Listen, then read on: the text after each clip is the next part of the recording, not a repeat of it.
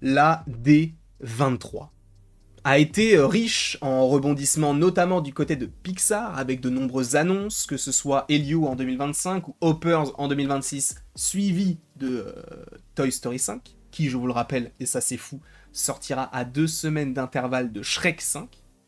Je pense que DreamWorks s'est dit, on va peut-être un petit peu briser leur mojo. Mais bon, c'est prévu comme ça. On sait qu'il y a un Indestructible 3 qui est en préparation, mais aujourd'hui, dans cette vidéo, j'avais envie de vous parler d'une suite, d'un univers extrêmement populaire, extrêmement apprécié, l'univers de Monstres et compagnie. Cette image-là n'est pas anodine. Je ne l'ai pas mise là pour dire, voilà, regardez ça, parce que j'aurais très bien pu mettre une image du film, du premier ou du deuxième, peu importe. Puisque je vous rappelle qu'il y a eu Monstres et compagnie début des années 2000, je crois que c'était en 2001, et on a eu Monstres Academy, alors en 2013 ou en 2015, je ne sais plus exactement, mais bref, on a eu, je crois que c'était en 2013, mais bref, on a eu Monstres Academy. Ok. On arrive à ce moment-là de la D23, les parcs d'attractions. Et ça, pour moi, c'est primordial d'en parler. Les parcs d'attractions. Pourquoi, en 2024, on annonce maintenant un parc d'attractions sur Monstres et compagnie? Certaines personnes vont me dire, mais frérot, en fait, c'est juste parce qu'ils savent que c'est un univers clivant, enfin en tout cas pas forcément clivant, mais qui plaît énormément, qui va rapporter énormément d'argent sur les produits dérivés, etc. Regarde, juste ça, juste ça. Ils savent qu'ils vont vendre des peluches de tel monstre, des petites voitures de telle, la voiture, admettons, de Bob. Ils vont faire ce genre de choses. Oui, c'est vrai. Mais la question, c'est pourquoi maintenant? Pourquoi est-ce qu'ils ne l'ont pas fait avant? Pourquoi est-ce qu'ils ont privilégié tel ou tel ou tel land? Pourquoi? Pourquoi le faire maintenant? Là, je vous rappelle quand même que, par exemple, ils ont annoncé un land Roi Lion en France. Le premier et le seul. Ce sera le seul. En tout cas, pour l'instant. Et donc, c'est le premier. Le land Roi Lion sera, du coup, du côté de Disneyland Paris.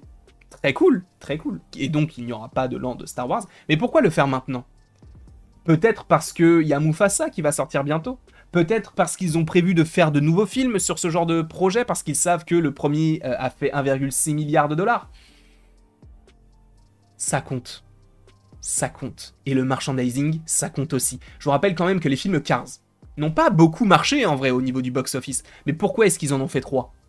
Parce qu'ils vendent des voitures. Je te parle pas d'une Honda Civic, non. Je parle des petites voitures. Les jouets, les enfants, les voitures téléguidées, les voitures de collection. Ils en vendent. Pourquoi est-ce que ça a tant marché? Parce qu'il y a du merchandising derrière. Ok? Donc c'est pour ça qu'ils ont fait ça. Maintenant, si vous le voulez bien, revenons à ce land-là.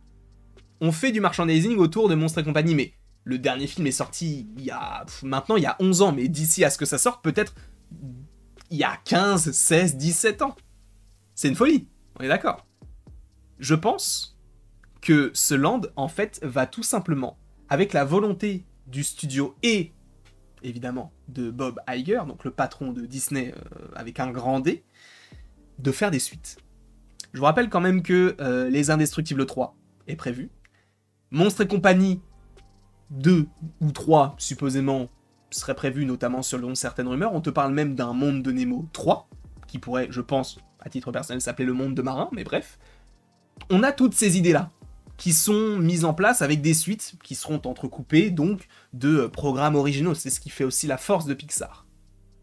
Mais, un Monstres et compagnie 3, ou 2, peu importe, par rapport à ce land-là, ça ne peut que rapporter de l'argent. Après, tu vas me dire, oui, mais attends, Monstres et compagnie 3, à la limite, ok, mais ils ont fait la série Monsters at Work. Il faut faire une distinction entre les films et les séries.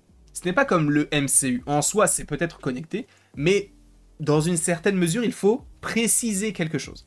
C'est que Monstres et compagnie et Monstres Academy sont des films Disney Pixar. Et même le premier n'est qu'un film Pixar. C'est après qu'on a eu le Disney, parce que Disney a racheté Pixar pour, je crois, 4 milliards de dollars, je ne sais plus exactement. Mais bref, ils ont racheté Pixar. C'est Pixar, le premier film et le deuxième film. La série, montrez-moi le logo et essayez de me trouver le logo Pixar. Il n'y est pas. Il n'y a écrit que Disney, parce que c'est Disney qui a commandé cette série, et parce que c'est Disney qui fait cette série. Donc ils se sont dit, bon bah on a les droits pour utiliser des trucs Pixar, parce que c'est à nous. Donc on va le faire, mais vu que Pixar ne s'occupe pas de ce projet-là, parce qu'ils sont sur d'autres trucs, bah on va pas mettre Pixar, puisque bah, c'est pas eux qui s'en occupent. Enfin, ce ne sont pas eux. Comment faire? Bah du coup, on va le faire avec uniquement le nom Disney. Et je ne sais pas si vous l'avez vu, cette série, elle est destinée aux très jeunes. Enfin, aux très jeunes, en tout cas aux jeunes. Elle est sympa sans plus. Bon, on s'ennuie un petit peu en la regardant, je t'avoue. C'est pas très drôle, bref. En tout cas, ce projet-là existe, mais c'est du côté de Disney. Là, moi, je te parle de Disney Pixar. Je pense sincèrement qu'un Monstres et Compagnie 3 est en préparation. Et au-delà de tout ça, mesdames, messieurs et toute autre personne regardant cette vidéo, je vous rappelle quand même que dans Monstres et Compagnie, si on a une suite, c'est qu'on aura Boo. Et Boo, ce n'est pas n'importe quel personnage, parce que même si c'est un personnage bien mignon, voilà, elle pleure, elle rigole, elle joue, elle chante, tout ça, ok.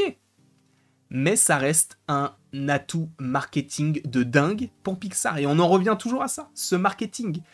Cars, vente de voitures, Monstres et Compagnie, ils vont forcément jouer là-dessus. Pourquoi? Parce que Boo est similaire, selon moi, à du gros goût.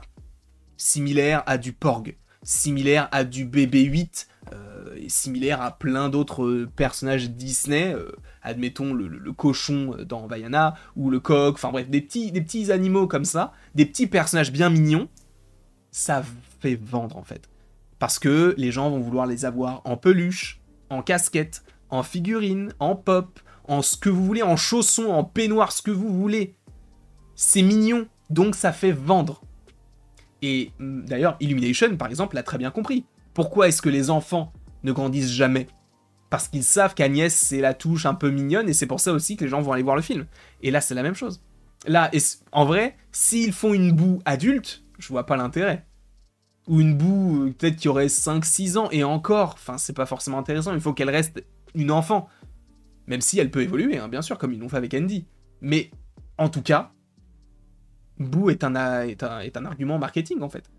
Parce que on va pouvoir vendre des objets dérivés, on va pouvoir vendre ci, on va pouvoir vendre ça, et en plus de ça, raccrochons les wagons, on va pouvoir les vendre dans le land Monstres et Compagnie aux États-Unis. Donc, je pense, pour résumer, que s'ils font le land Monstres et Compagnie, ce n'est pas anodin. On entend des rumeurs sur Monstres et Compagnie 3, on a un land qui est prévu, on n'a pas encore la date. Est-ce que ce ne serait pas pour se calquer, ou en tout cas se caler par rapport à ce qu'on a du côté des films, qui pourraient sortir peut-être au même moment? Ce sont plein de questions qu'on est en droit de se poser. Je ne sais pas ce que vous en pensez, en tout cas vous, n'hésitez pas à me le dire dans les commentaires, n'hésitez pas non plus à aimer la vidéo, à la partager, à la commenter, du coup, et à vous abonner si ce n'est pas déjà le cas. Et j'aime vraiment faire de plus en plus des vidéos Pixar. Sachez qu'il y a une chaîne secondaire où il y a toutes les vidéos que j'avais faites sur la chaîne, je les ai enlevées et je les ai mises sur l'autre chaîne. Donc n'hésitez pas à aller voir cette chaîne-là, qui sera juste à la fin. Là, il y aura comment on appelle ça? Bah, en fait, tu sais quoi? Regarde, boum, je te le mets là. Là, tu peux cliquer directement sur soit t'abonner à la chaîne, la mienne, ou à ma chaîne secondaire, et vous avez même une vidéo sur Monstres Academy. Non, pas du tout, c'est sur les 1001 pages, je crois. Donc vous pouvez cliquer, et là, vous allez voir qu'il y a quelques petites vidéos sur Pixar. N'hésitez pas à aller les voir si vous en avez envie.